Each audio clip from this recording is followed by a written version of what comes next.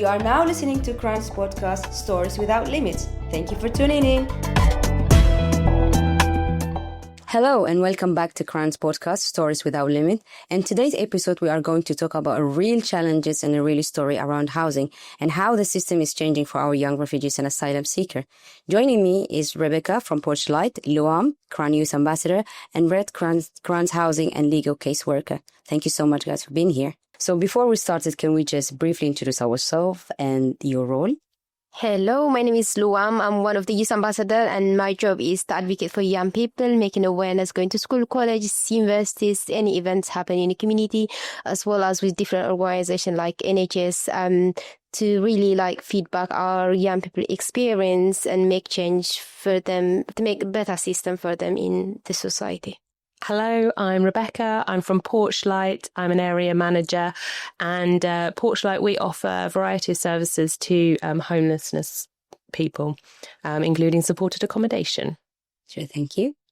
Hi, my name is Red and I work at KRAN as the housing and legal caseworker. I work predominantly with young people that have got a variety of housing issues. A large percentage of that is around homelessness. Mm-hmm. I typically have between 30 and 40 cases at KRAN of people open to me at any one time, and around 60 to 70% of those are people that are homeless. Sure. Thank you guys for being here, and especially in this weather, it's hot outside. So it's good to just be together, obviously talk about, there's so many issues around young people, but one of it is as today's episode is going to be around housing. So I will start with Red. So we have seen all young people, the majority young people nowadays in care used to be supported by KCC, Kent Council, with housing until the age of 21. But this has been changed, obviously, since KCC, that means it's going to be leaving for the age of 19. Can you tell us what this change means and how this is impact our young people especially? Yeah, so exactly as you just explained, KCC used to commission accommodation for care leavers until 21 years old, but they're now issuing eviction notices for people once they turn 19. And in my experience, it was enforced at the start of this year, in 2025. I think the change happened before that, but it didn't. The evictions didn't start happening until this year. My experience of that has been mixed. So in some cases, it's really positive because they're in priority need for support from the local authority if they do end up homeless and rough sleeping. But the downside to that is that temporary accommodations can be anywhere. If they're 19, they're probably in education, so they could get taken out of area. They're often moved into places that have got no furniture, no bedding, no white goods. They're responsible for bills once they move in. I at 19 needed help with all of that stuff, but our young people at KRAN don't have that, and they're expected to be very adult at such age. Yeah. The other issue is that some of the district authorities are waiting for possession to be sought, so for ready homes to take it through the courts, which it just can cause a lot of kind of confusion and stress for our young people. And it's not a lot of uncertainty about what the implications might be for that, with that in the future. Yeah. So it's got positives and negatives, I would say. But I think the overwhelming message I have about that is that preparing young people a little bit earlier, is going to help to mitigate against some of those issues. Sure. And again, it's not just the age, but we're talking young people who doesn't have their family, and just kind of, it's not only just externally but internally as well. There's such a more impact can cause for the young people at such an age, and especially things has been moving, because I do remember that when I came in was with the foster family, and then things for me was really smoothly, but things now is changing. So I do understand there's a lot of things going on, especially for you to deal with a lot of cases for our young people. So, so much in there. For Rebecca, just briefly, how did Porchlight start working with KRAN, and what does that involve, the partnership, basically? Yeah, so we started receiving more and more referrals from KRAN, and we were noticing from Red, which we built up a really great relationship between Porchlight and KRAN, and Red and our on the line frontline workers. And this has the increase of referrals, I think, has come in since the age of the care leaver support has been reduced, as you mentioned previously. So the young people KRAN work with often become homeless when the local authority accommodation support ends, and many don't have a local connection to the area where they have become homeless. So Porchlight and KRAN have worked together to kind of bridge this gap and help them find safe housing and support. And together, working together in our partnership, we aim to fill those gaps and offer a more seamless path into housing stability and well-being. Sure, thank you. I will go back to what's the challenges. Obviously, there is a lot. I've read mentioned some of the what young people goes, but also from your side. So we'll come back for this one. I just wanted to get from a brief from Luwam as well. What you're hearing from other young people about their housing struggling, and what does that feel like? Obviously, to be asked to leave at the age 19. I mean, Red said there is obviously pros and cons in that aspect, but again, to leave without being supported. So how is that from your aspect? I think from my perspective, from my experience, if I was to live at the age of 19, my life would have been different. So I had my flat when I was 20, my council flat. That really helps me to actually settle in the community, to continue with my study. Now I'm currently studying occupational therapy. I just finished my year 2, and then I will do my final year this coming September. So for a lot of our young people that I see here, is they feel scared, they don't know what to do, they don't know. Sometimes I think it's good that they know KRAN, they can support them with practical support, or they can't really give them house, but they can help them fill in application and that. But some of our young people actually, just lost in the system. They just don't know what to do. They get really scared. And then I think, to be honest, they do feel like unwelcome in a way because they're not prepared. It's not because only their age, but the language, the culture, everything adds to it. So many challenges that they experience. So that's the experience that I see from young people. They don't feel like settled in, so they can continue with their life. Sure. Thank you so much, Luwam. I do agree with you because even my experience in terms of like housing is similar to yours, of being with a foster family and then having your own council flat, but then you got that kind of support. Just back to Red, it's just you work closely with young asylum and refugees at KRAN, and you did mention of some of the numbers that you deal with at the moment. But I just want to know, how is it for young people? Is it, obviously, if they've been told to go to rent privately, and how is it? What was the problem and the challenges that basically they face? Yeah, so a lot of the advice that our young people get from both district authorities and from the care leaver service is to find private rental. And that's because it is the most kind of viable option to find accommodation quickly. And that is true. But it's an issue for a lot of our young people, and I think for very valid reasons. One of which being cost. So the reason that social housing is attractive to a lot of our young people is because it's affordable. Private rental properties are just very expensive, and the price is increasing, and the cost of living is going up. And at the fringes of that cost of living crisis are our young people, and at the fringes of the housing crisis are our young people, and they're impacted by that hugely. Even if a young person is willing to explore that as a kind of option for them, there are significant barriers. So they don't have guarantors. There are some insurance policies that they can sometimes get from district councils or from KCC. Sure. But they often are not eligible for the KCC one because you have to be in higher education or full-time work. Sure.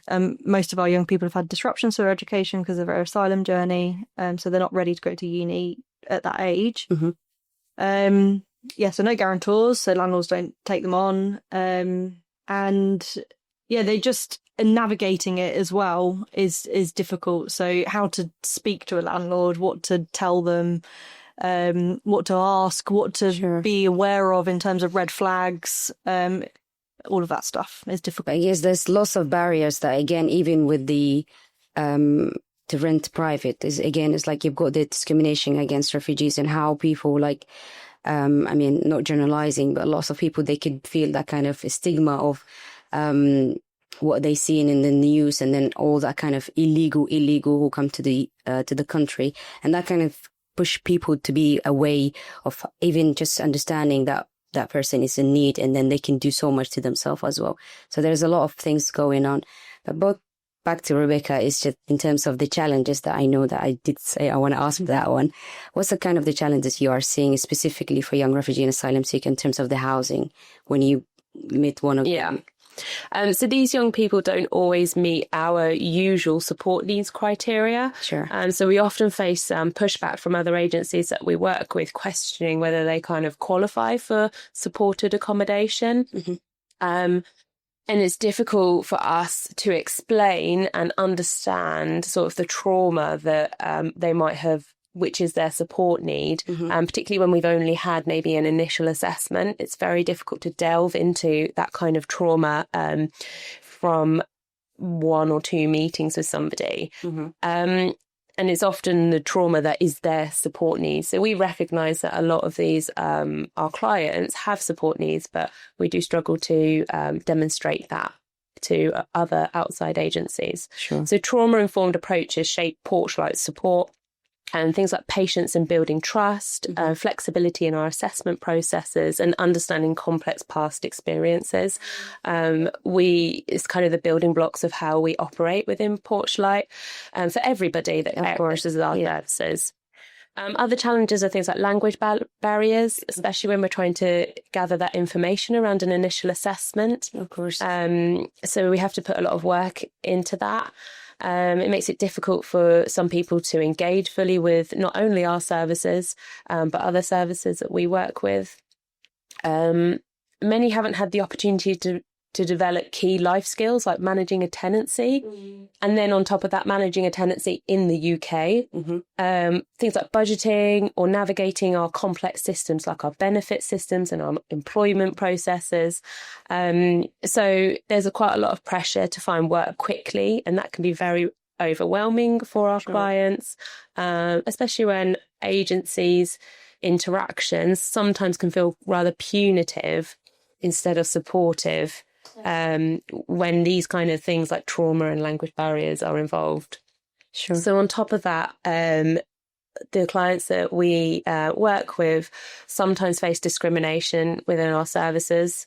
And so placing them in the right kinds of accommodation is really essential and important. Sure. But despite these hurdles, most of the people that we work with that have a refugee or asylum seeking background, they are very highly motivated, and they're really responsible tenants who want to rebuild their lives and contribute positively to their communities. We have overwhelmingly found that amongst this group of our clients. Sure. Thank you so much for sharing. You did hit so many of the trigger, honestly, like in terms of the trauma, in terms of the complicity of like the budget and dealing. And I do remember like I couldn't understand how to pay for the bills basically for electricity or gas, because I didn't understand how things to move from a foster family to independent living now, and then to deal with all of that.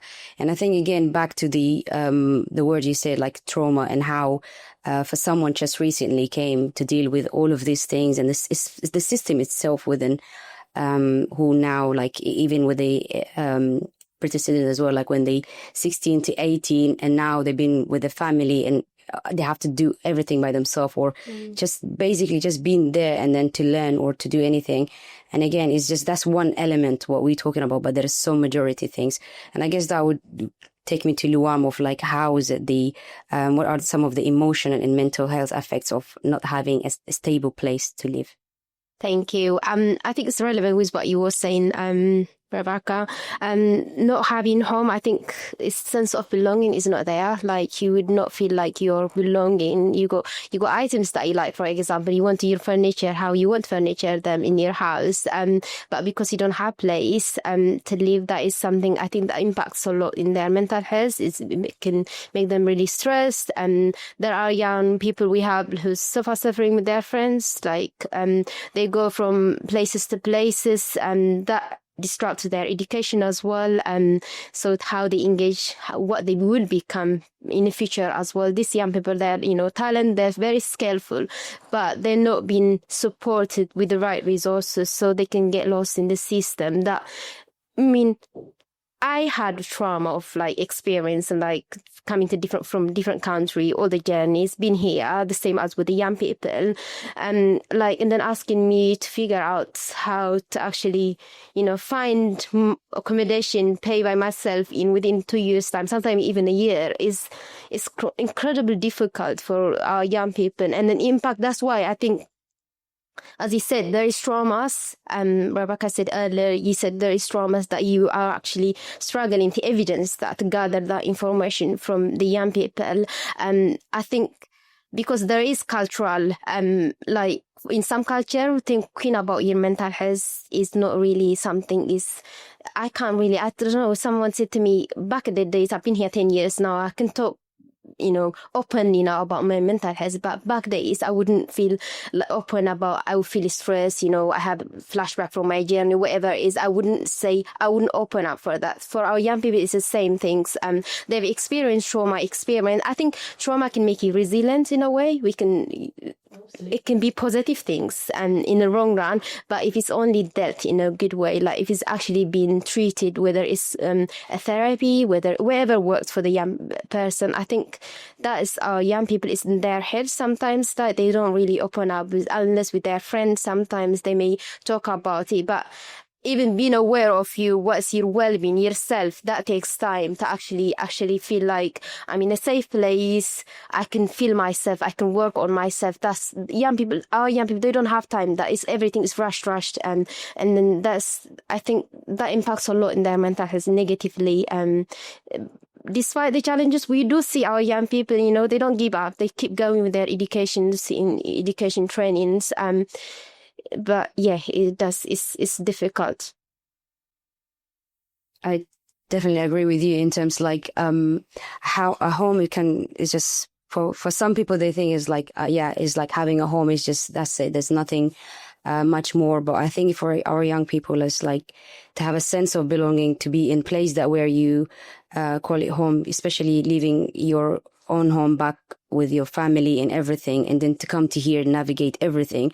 And you did highlight some of the education, because if you don't have a stable place to stay, to wake up in the morning, then just you've got college, and then you go to college, and then be fresh mind with positive, to bring positive outcome. But facing this issue whenever you go back, and it's just it's difficult. And it's just a lot of people, the majority thinks about let's say for refugees is more about taking houses, but that's not the case. The case is having a home, of sense of belonging, and be there with the community, or even can be your neighbor or anything. And then it's just that small element, but it does impact the huge things. And a lot of people, they don't understand that aspect of it. So if I go back to Red and I say what does mean happens if a young person doesn't have the refugee status, and I think that there's a lot of definition for a lot of people. They don't understand basically of what is that if they don't have the refugee status, and what does that basically affect them in a way of housing. And it can be in every aspect, but what option they will have if they don't have the refugee status. Yes. So refugee status is when the Home Office has accepted that you've got a well-founded fear of persecution, and they've accepted your claim for asylum. It usually means that they give you 5 years leave to remain in the UK, and then at the end of that you can apply for indefinite leave to remain. So that's what a refugee is, when the Home Office has recognised that your asylum claim is legitimate. Sure. In terms of housing and immigration status, if someone has not had doesn't have refugee status yet, then they are an asylum seeker. And they are, so if you're a child in care, so KRAN obviously works with young people and care leavers. If you're a child in care, social services take care of you if you come to the UK unaccompanied until you're 18, and then you move into independent accommodation. And then if you still haven't received a decision on your asylum claim by that point, they could, when you turn 18, expect you to move into adult home office accommodation, which could be anywhere in the country and usually is outside of Kent. So even if you're a Kent child in care, you'd be moved out of area. In my experience, and I think the experience of other caseworkers at KRAN, that's not applied strictly. So it's like case by case. Some people remain in supported by KCC with accommodation. Sure. Some people go into adult home office accommodation. If you arrive as an adult, because KRAN works with young people kind of under 26 and people that did arrive as adults, so they didn't go into care, then you go into home office accommodation. Yeah. And then once they've received, if they're in an adult or in home office accommodation, if they receive their asylum decision, then they have to leave home office accommodation, and that usually results in rough sleeping, at least for a period of time. Yeah. But again, it's like the process, if it's went smoothly, things can be like done. However, that's the majority. That's not the case of, obviously, as you mentioned, they live in rough or end up homeless. And that's the case of like trying to find another way of support. Is preparing beforehand, and because there's the people that are in home office accommodation, that in my experience, there's quite a limited amount of support and preparation about what's going to happen next. And even if they're able to engage with that because they're in the middle of a traumatic process and having left trauma, so it's difficult. So I think it's preparing if it's possible to do that. Sure. If you can't do that, it's having more in place to protect people when they are evicted, because they often, particularly young men, don't get priority need decisions, so that then they're on the street. And they're very motivated individuals that can, they can get housing and sustain housing very successfully. They just need a little bit of extra support to get there. Of course, and that's where you approach Porchlight at the same time with they working in collaboration and other organization, basically. So going back to Rebecca, what support can you do offer in Porchlight for young refugees who are facing homeless or struggle? I know you highlighted some of the issues, the challenges they face, but in terms of support that is being provided, Yep. So Porchlight, we offer supported accommodation, which provides a safe and stable environment where young people can focus on rebuilding their lives. Sure. We help them develop practical life skills, connect them with specialist services when needed, such as support for those affected by modern slavery, for example, as well, and trauma. So any support with substance misuse, mental health services, physical health services. We support them with all of that, and basically building up their independent skills so that they can move on from our accommodation and be able to manage a tenancy independently. Recognising the importance of clear communication as well. We also have volunteer translators that we work with alongside our outreach staff, which is around Kent. We have various rough sleeper workers, which will go out and physically search for rough sleepers as well. However, a lot of funding cuts recently have limited some of our community-based support systems, but we do remain committed to offering holistic, person-centred care, ensuring that no one falls through the cracks.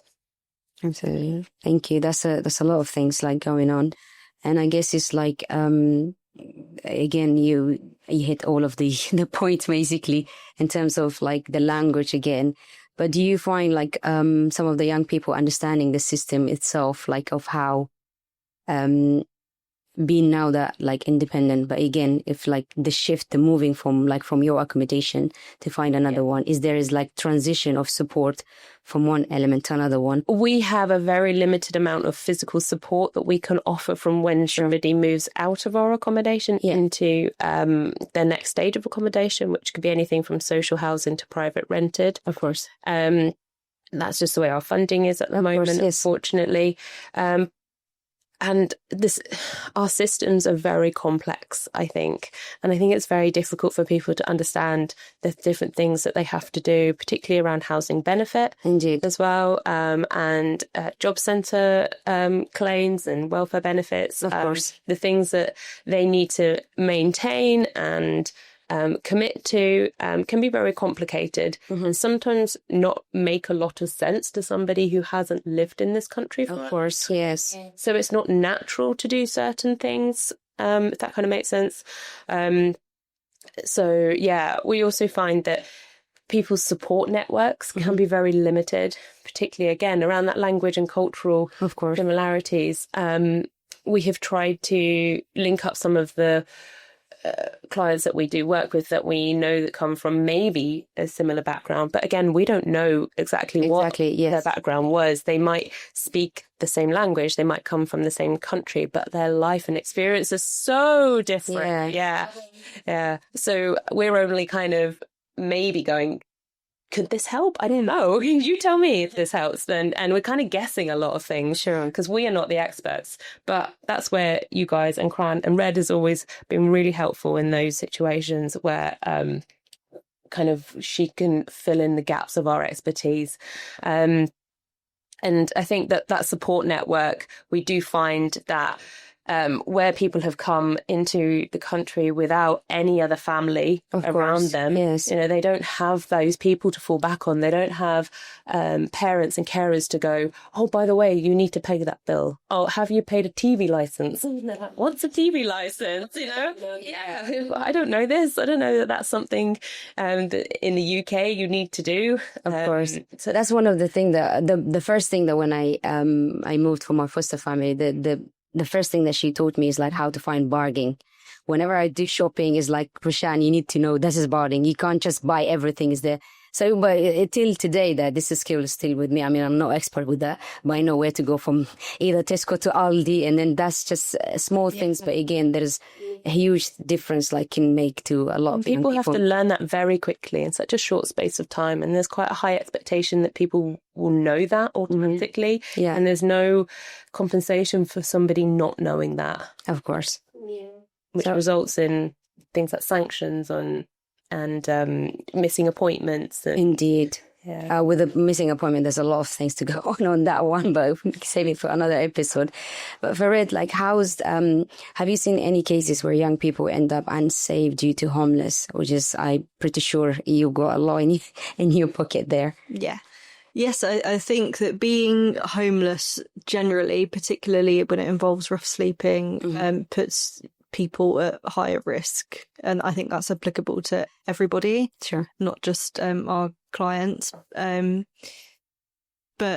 yeah, in the case of our young people, first of all, they're young, they're out on the street, they're vulnerable. I've worked with some young people who have been exploited and groomed by things like county lines because they're out, they're out there in the open and they're being navigated into a situation where they have to survive, of course, and they can get picked up by these gangs and groomed. The other issue specific to kind of refugees in a rough sleeping context is kind of trafficking. If someone's had that as an aspect of their case where they've been trafficked into the UK, it puts them at significantly more increased risk if they're then outside because they're not in a safe place. Of course. And they may feel... They may be more likely to go back to traffickers because at least that's some form of structure to their lives. And just, generally being out in the elements, obviously to your physical health, your mental health, it's not particularly dignified for some people. Sure. And that can be a real struggle. In situations of sofa surfing, I've seen it happen often. I mean, I think that our young people have really great networks and really support each other. So I know loads of people that are sofa surfing and doing it very successfully. And, the people that they're sofa surfing with will let them stay for the rest of their lives. But there are some situations where relationships break down. Of course. It's, people living in kind of overcrowded conditions and there's arguments. And then if that happens, slowly, like with each of your friends, then you end up, not only then rough sleeping because you've got nowhere else to go, but also isolated socially. Yeah. And then sometimes people are desperate, so they will get into non-secure tenancies, start renting a room off a mate or off a dodgy landlord. That puts them at kind of risk of living in poor conditions and being evicted unlawfully. Sure, there's lots of things that go in there, and again, the word safety is just is the most reason that why we come to the UK is obviously to seek safety, and for someone to be here and then end up because we say it's one journey to come to here, but it's another journey to live in the country, and that's because of all of these elements. It's just factors that impact for young people, and again, it's just not having an adult person who would basically guide you in the right path, because of you can be taken advantage, as you mentioned, the gang and all of these things happening. And I guess this to ask Luwam, what do you feel like young person we need the most right now when it comes to housing? You did touch base of like sense of belonging, but what more is there to be said? Thank you. I think for our young people to have stable accommodation is, first they need to be prepared. Before accommodation, we need to talk about education training, for example, to prepare them that they can actually afford to live somewhere. There's no point for a young person to say, like, well, you got to look private rent when they don't know. Firstly, they don't have money for it to pay, so we have to prepare them for education training. And secondly, they don't know, as you guys have mentioned, Red and Rebecca, you mentioned so many times, rent and how to manage, how to actually, pay your bills. Managing your house it's not easy. You have to like have account for your water, for the electricity, for gas, for everything, and then knowing whether you use direct debit or like you pay monthly or you pay as you go. I think these skills, they need to be supported. This resource our young people, they need it. Is something that they would, without the support, we can't see them living independently. They can, but it just, that resource needs to be there. More than that, I mean, I'm just mentioning these few things, but there are support that needs to be there. I mean, I don't feel like the system is working with us when it comes. I have first-hand experience of refugee and asylum seeker myself, and sometimes I feel like the system's against us in a way because it's not inclusive. It doesn't fit refugee and asylum seeker needs. It can fit someone who's been here for the rest of their life since they born until the age of 19. But for someone who literally arrived in a new country after traumatic from war zone sometimes, and then ask them to live independently within short of period of time, is not realistically achievable. So I think we need to have honest conversation about it, and people need to, I don't know, maybe this needs to go a lot bigger than us, maybe the government, to have affordable accommodation for these vulnerable young people. They can be successful. They can, they do contribute anyway, despite the challenges. They do work still. They're taxpayers, some of the attend educations. But no one should have to go through this. I think we should support them. And there is guarantor, like Reddy mentioned earlier. I wouldn't be able to have a guarantor. Like, my family is not here. Like, who's going to be my guarantor? So it needs to be have discussion. Who could be, if they are asking guarantor, someone needs to be, whether it's organizations, whoever one is. I think something needs to be addressed, because you can't ask young people, well, come up from nowhere with guarantor. They won't be able to come up. I think that is something we need to work as organization, as well as someone who's actually bigger than us, as I said. Sorry to interrupt. With the guarantor thing, and my experience was that I had my dad guarantee my rent until I was 25.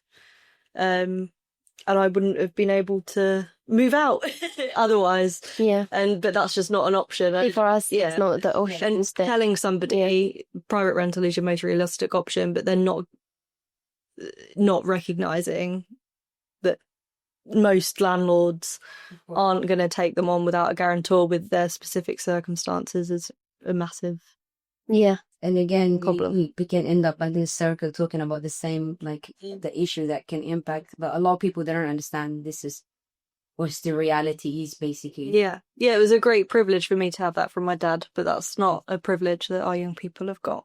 Yeah. Indeed. And I guess, like, obviously, Luwam, you hit everything, every point, like you and Rebecca and Red, the three of you.